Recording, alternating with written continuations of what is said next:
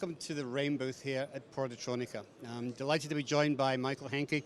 Great to see you again, Michael. Nice to meet you again. Right. Okay, so we're always talking about new things.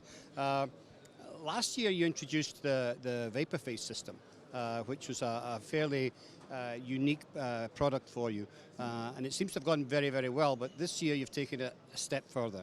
Tell us what you've done.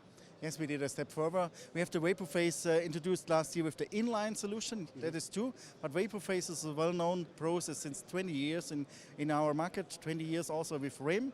We have also a patent on this process. And now with the next generation of our newest reflow, we implement also the standard reflow technology, compared also with the vacuum, and add also the vapour phase technology. So that means 3 processes in one system, and that is unique in the world. Yeah, it certainly is. So that's 3 processes. Why do we need these 3 processes? Flexibility is one of the common wordings here during the discussion, also the last several years, because at the moment the market is so flexible, and most of the EMS companies and also the big players will be prepared for the future, and they don't know exactly which product they will come also in the future. And for that they need the flexibility to run a standard reflow.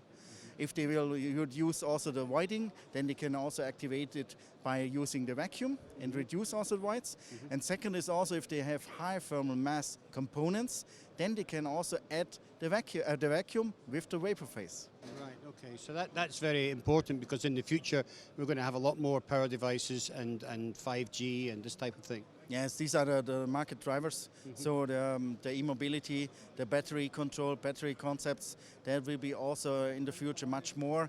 And for sure also 5G. Why 5G? You need also for this independent drive also communication, fast communication, and this we can achieve only with 5G. Also machine to machine must use it, and we are able also to produce also these parts with this XXX version. Right, okay.